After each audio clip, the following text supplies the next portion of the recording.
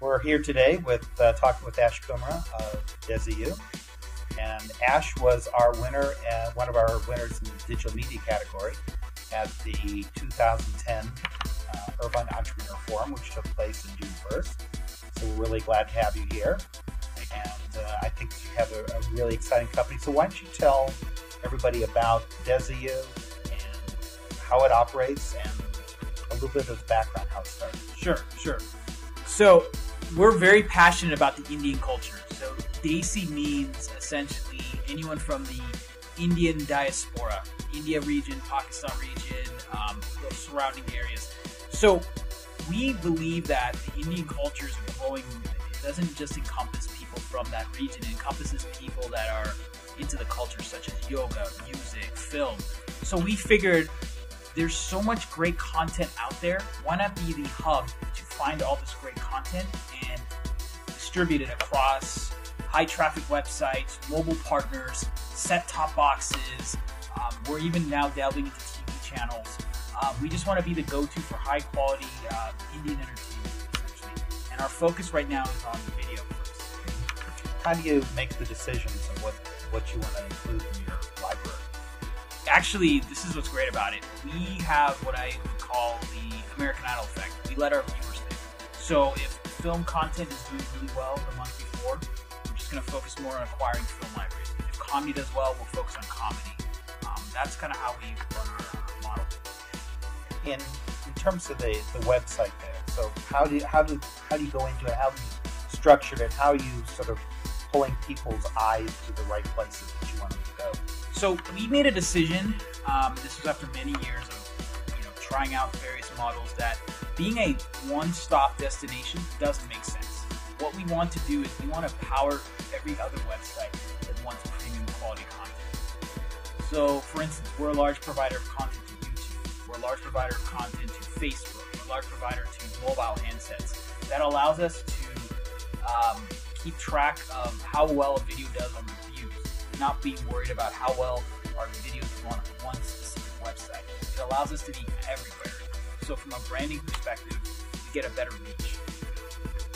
And talk a little bit about your revenue model and how you make money off it. I mean, there's lots of people with content who haven't made a lot of money at this point. I think what's unique about our model is that we're very niche, so we're able to attract quality advertisers, because the typical consumer that watches this content is generally tech savvy, generally spends a lot of money, generally is in that key range 22 to 45.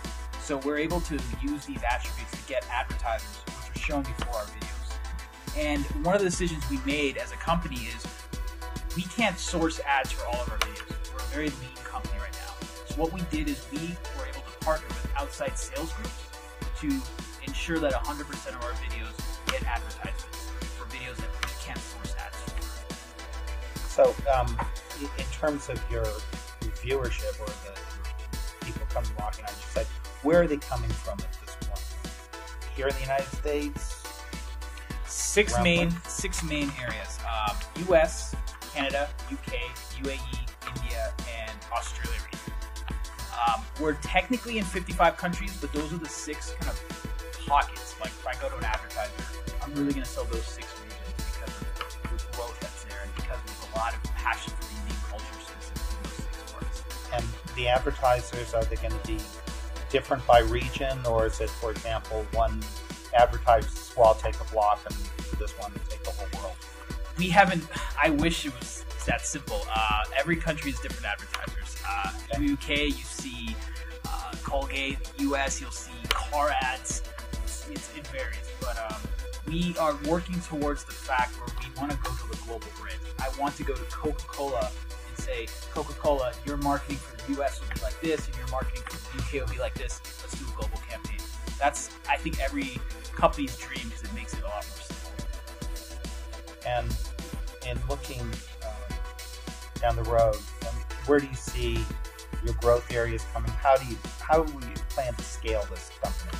Well, one of the things that we learned actually from the June 1st event was there's a bigger market than just the web. We started off really on distributing content to the web.